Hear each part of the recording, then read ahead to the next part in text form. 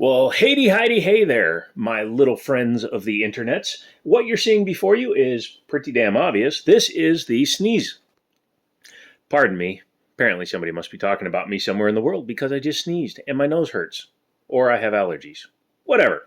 Anyways, today we are taking a look at a pretty cool piece. I've held them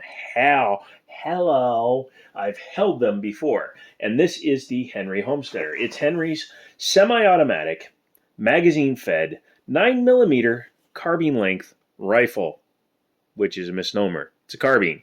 But yes, this is a pretty interesting piece from a company that is more known for their lever guns, and they also do some pretty nice single shots. This was announced at SHOT Show, and obviously it's taken a long time to get these out to consumers that weren't purchased by all the dealers at SHOT Show, the sniveling little bastards that keep all the guns away from us. But yes, today we are taking a look at the Henry Homesteader.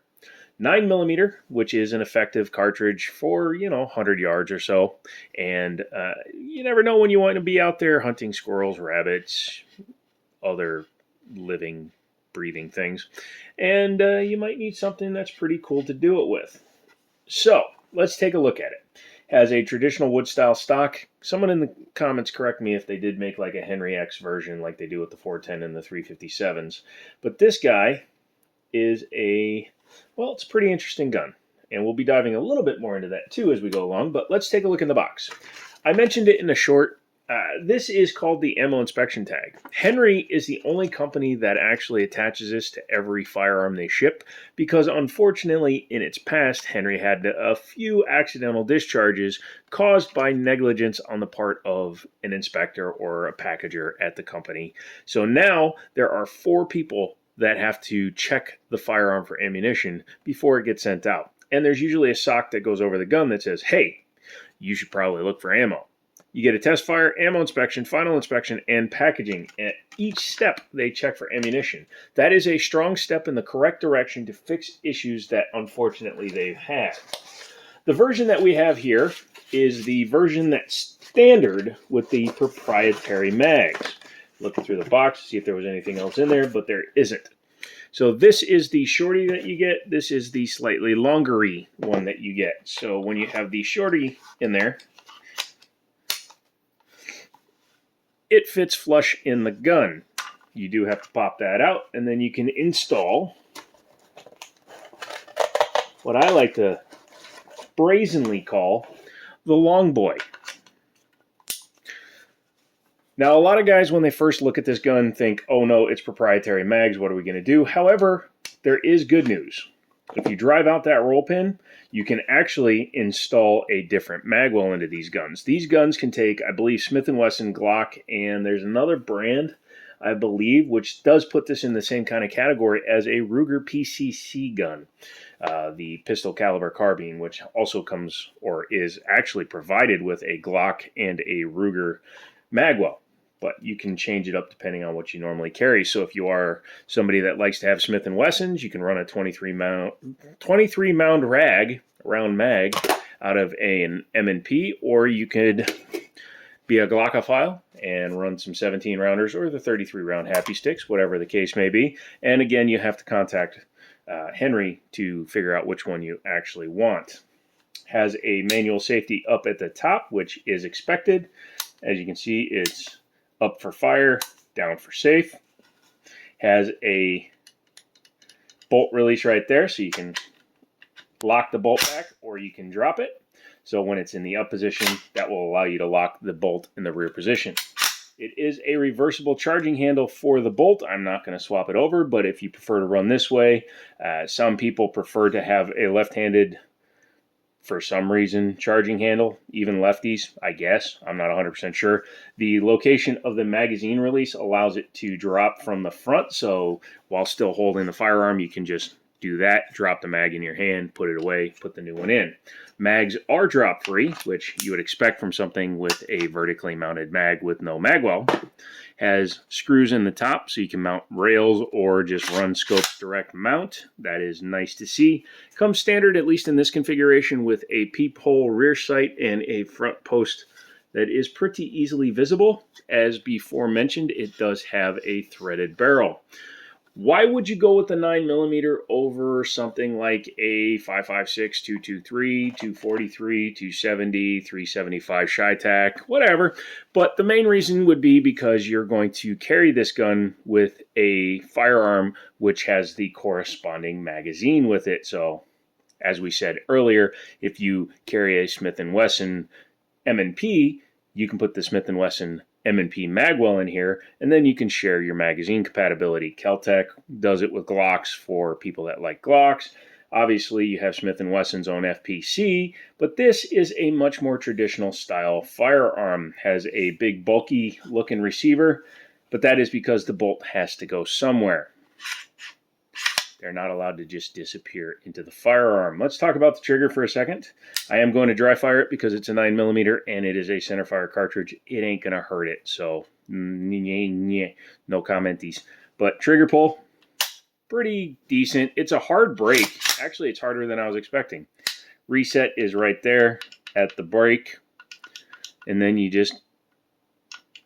Yeah, it's actually a lot heavier than I was expecting. I'd probably say it's over 5 pounds, but again, this gun is brand new, so maybe it needs to break in. The external cues on this thing, I will say that the rear wood does not 100% match the front wood, and additionally, the front wood is way more squared off than the rear wood.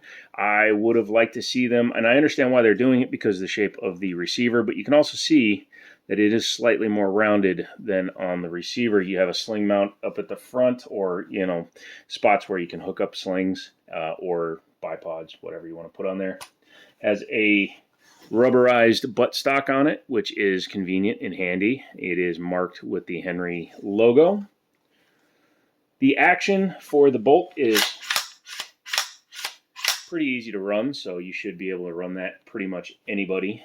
The lock for the bolt is ambidextrous, obviously, because you are running an ambidextrous setup for the charging handle. When I say ambidextrous, that does not mean left-handed. Obviously, there isn't an ejection port on the other side, so when I say ambi, that means you can be run with either the left or the right hand. Just please, I've actually had people mad because I've called something ambidextrous. They're like, well, you didn't say that it wasn't a lefty gun. No, I didn't. I said it was ambidextrous. The feel in the hand is pretty good. Again, it's got some heft to it. I'm not overly fond of a super heavy gun, but I guess a thicker barrel allows for a little bit more pressure to be put through it. So if you're going to run like plus Ps, that's good. Also, I know that you can cut deeper grooves and lands into one. I can actually see the edge of the lands and grooves there. So maybe that will aid in a little bit of the accuracy. 9mm cartridge, as we said earlier, is not a super effective cartridge at very long range. Yes, it's lethal at great distances if you are capable of putting rounds on target. But it is still a very effective gun if you're in the bush, or if you're winter walking, or if you just need to take down some varmints, because you can get 9mm shot shells and take down squirrel, rabbit, etc. And if you like to maybe, I don't know, cook what you kill, it's a good gun to use because it's not going to leave, like, unfortunately, Mr. Blyden said, it'll take your lungs out. No, it won't. Let's talk about price. I've avoided that most of the video. $750 is what Liberty Arms was selling it for. The retail on these guys is over $900, but they don't charge overly expensive prices. I appreciate that about them, and they've been doing that kind of pricing ever since they opened. If you are looking for one like this, please give them a call. They'll put you on the wait list. This one's already sold because, again, the availability of Henry products in 2023 has been, to say poor is a bit of an understatement because, again, SHOT Show, NRA Show, they basically sold out to anybody that was currently willing to write a check at those shows. Can't fault them for it. It's the #1 way to make business. But they did go ahead and finally start producing these guys for mass production for everybody. Words ain't my strong suit. Even though I seems like I was an educated man, deep down, I was a redneck. Anyway, if you made it this far, type in, what up, yo, and I will know that you made it through the whole video. Come back for more videos. I do have to film like the HKVP 70Z for I need to give it back to my good friend Alex. I also have a bunch of his other guns. I'll be doing some videos on a bunch of his other guns, and we will have fun with a bunch of his other guns. Can I say other guns anymore? Other guns. But yeah, come back for some of those videos. Keep coming back for the shorts, the videos, comments, community posts I put up, all that stuff. I'm going to be increasing that since, as many of you know, I left my job at the other gun store. So I do need to go ahead and expand the channel. Come back for that. Leave me a comment. I'll see you in the next video. And as always, I'm scratching my side, and I'll see you later.